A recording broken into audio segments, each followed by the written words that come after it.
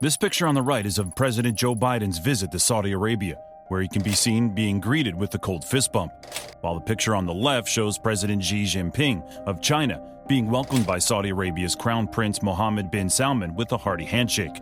Well, the contrast between the greeting ceremonies for Mr. Xi and Mr. Biden is quite apparent, right? Chinese President Xi Jinping began a 3-day visit to the Kingdom of Saudi Arabia on December 7th this year. Purple carpets, an air show, a group of members of the Royal Guard, and ceremonial cannon fire were all used to welcome him.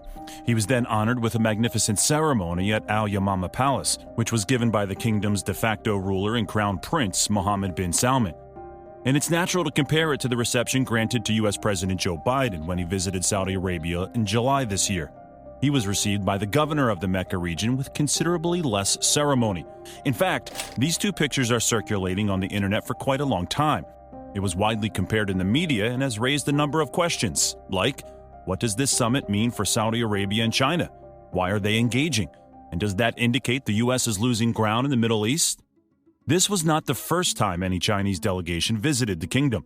In fact, it was the 5th time a Chinese president has been to the kingdom, with each trip starting with Jiang Zemin in 1999, and since then the bilateral relationship has gotten deeper and broader. Although they have most recently been restricted to the oil and petrochemical sector, but the Saudi Arabia and China's economic ties have been expanding for many years. In 2021, the trade between the two countries was valued at over $80 billion, and since 2005, contracts with Saudi Arabia have brought in more than $36 billion for Chinese businesses.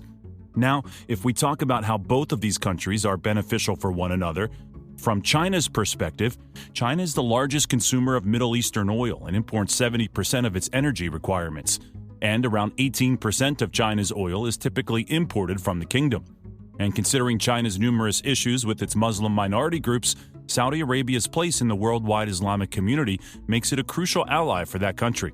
Furthermore, China is also engaging with Saudi Arabia as part of a larger effort to engage with all the Middle East.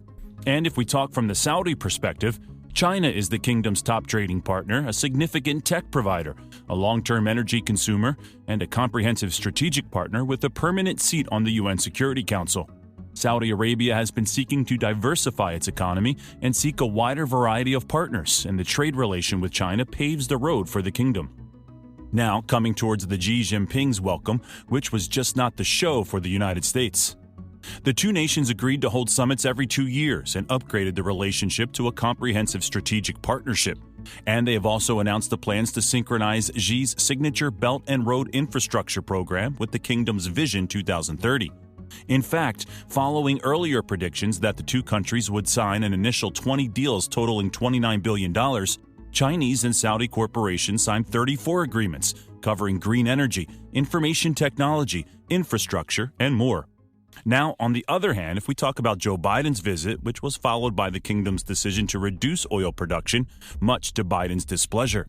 As bin Salman announced his decision, Saudi state media turned to an obviously irate Biden, who appeared to have been caught off guard by the development.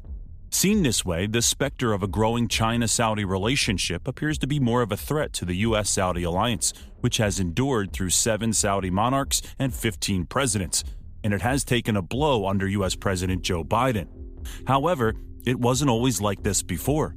Under former President Donald Trump, who had loved Saudi Arabia and selected the kingdom for its first overseas official visit, the two nations enjoyed a period of reasonably cordial relations. And just like President Xi, Mr. Trump was also given a grand welcome.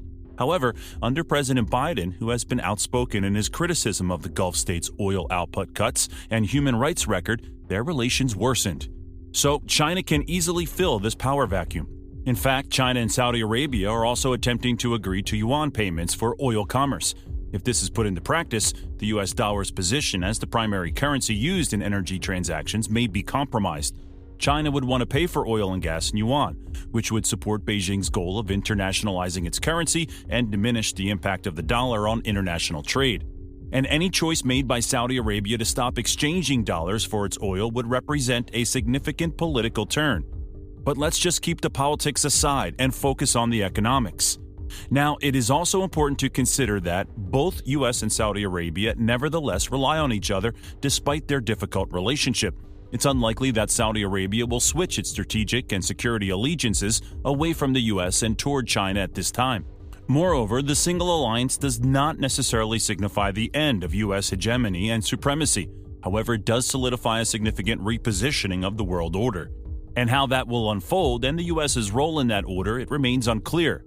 So, what are your views on this? Tell us in the comments section below. We'll be happy to hear from you.